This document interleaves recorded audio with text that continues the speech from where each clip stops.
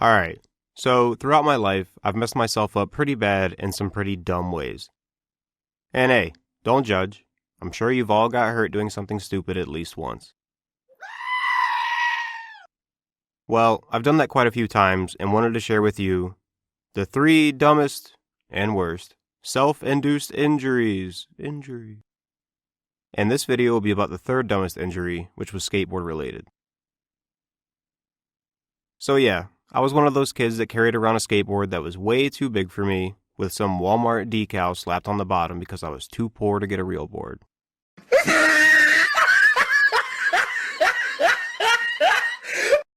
All I wanted as a kid was to be a pro skater, and you know, when you play Tony Hawk's Pro Skater and watch pro skate videos all day, it doesn't seem that hard, because you know, they're pros. It looks easy when they do it. Well, one day after watching Rodney Mullen skate videos for a couple hours, which to me was like watching Jesus walk on water, with his hands, it got my little kid brain all psyched up, and I was like, yeah, I'm gonna go shred up the curb in front of our apartment. So I grabbed my crappy Walmart board and rushed outside. My Cheeto fingers still had blisters on them from playing Tony Hawk all night. Well, I got to the curb and put my board parallel to it. I was going to run and hop on it to get some speed, and then try to ride off the curb, and you know, maybe try to slide my tail on it or something. Pretty simple stuff. Well, I jumped on my board, and it flew out from under my feet. I don't even know how it happened. It was almost like, say my name in vain again, I dare you. You know what? Nah, hold my halo. I said hold my halo. Make me repeat myself again, and I'll send you to hell like that. Oops. Not exactly like that, but somehow my knee kinda saved my fall, and also kinda got destroyed in the process. I can explain. And of course, I wasn't wearing knee pads, 'cause you know, those are for idiots. So I look at my knee and the majority of my skin was gone, which was bad enough, but I swear when I looked, I saw white and just assumed it was my bone. But it could have just been me overreacting. Well, long story short, my dad bandaged me up and all that, but I was one of those kids that thought peroxide burns, so I never cleaned it. Also, I didn't want to re-traumatize myself by looking under the bandage, so I never did. But because of my fear, the wound got really bad and even started to stink. I know, gross, right? After that, my dad told me that if I didn't clean it, it was going to get gangrene, which as a kid freaked me out enough because I didn't know what it was. But then he said if that happened, the doctor would have to amputate my leg. Which, looking back, he was probably just trying to scare me into cleaning it. But at the same time, it did get pretty gross. So, to wrap the story up, a couple of days later, my mom's friend brought us all to the beach, and I was so excited to go swimming, I completely forgot about all the salt in the ocean. I jumped in the water, and within about 20 seconds, jumped right back out of the water. Because, unlike peroxide, the salt water actually burns, and it burned pretty freaking bad. But it also cleaned it out, so it was kind of a win-win. I got my wound clean, didn't have to lose a leg, and never had to conquer my fear of peroxide.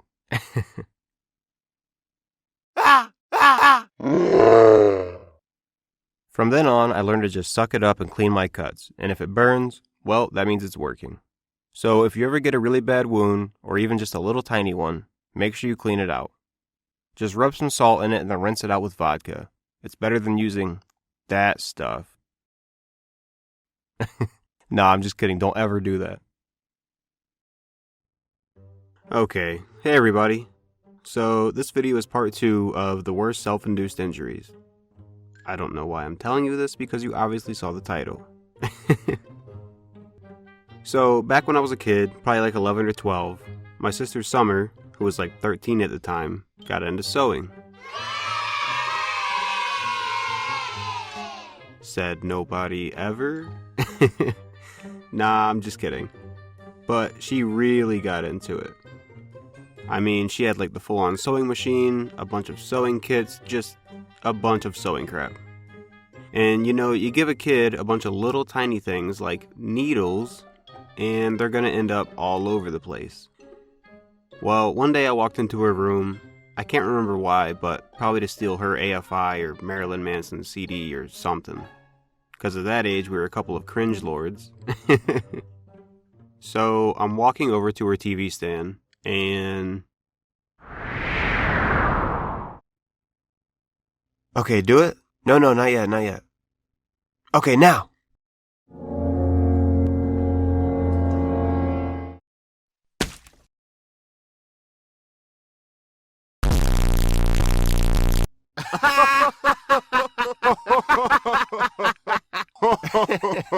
God, what an idiot.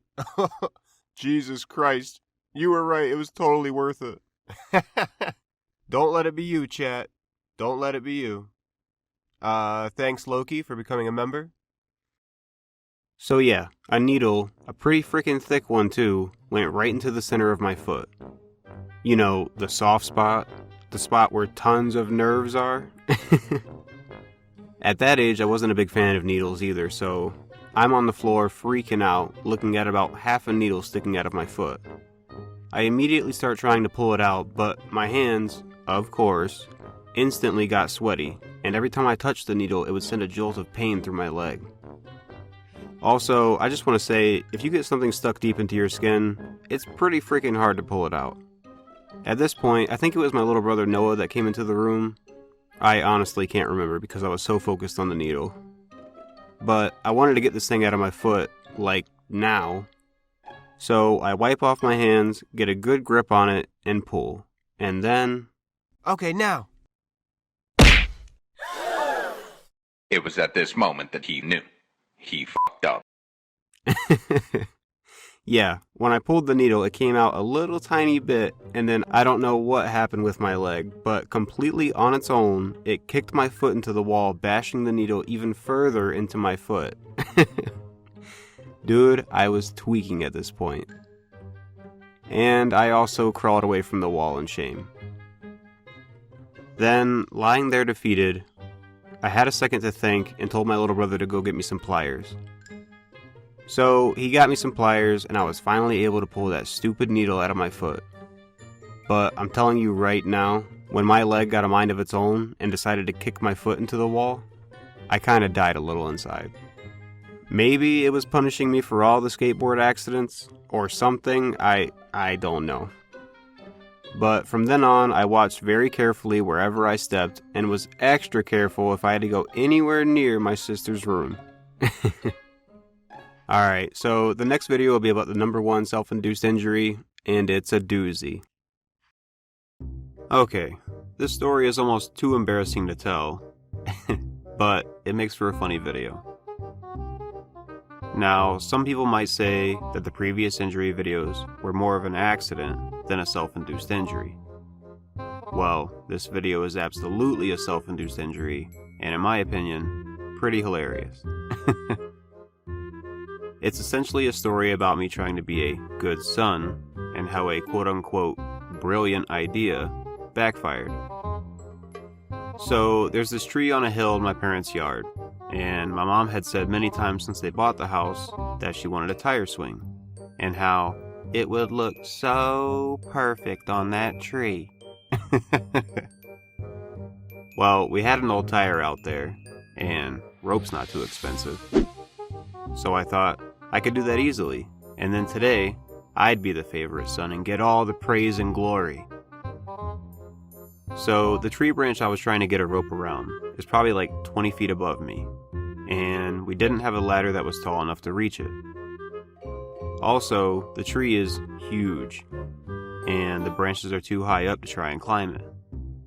The only option I could think of was to try and throw the rope over the branch. I know. Genius, right? Well, I tied off a section of the rope to give it some weight, but it just wasn't heavy enough to bring the rest of the rope with it. So I was looking for something I could tie to the end of it to give it some more weight, and I found a large stick.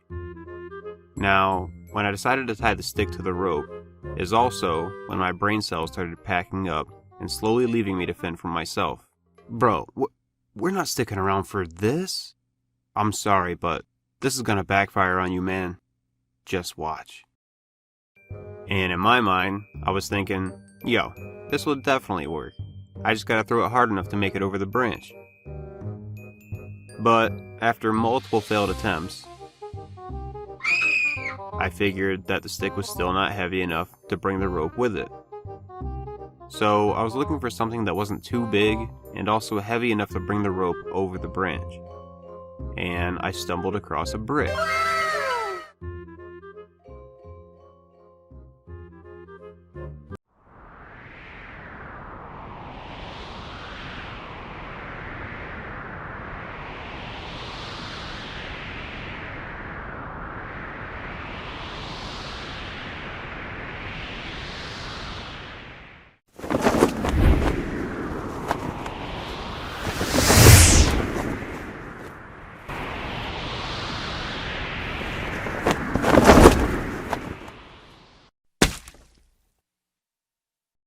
Well, the brick I found seemed heavy enough, but now I had to throw it with enough force to make it and the rope go over a 20-foot high branch.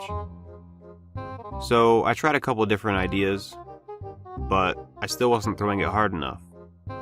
Then I decided to try and throw it kind of like a lasso.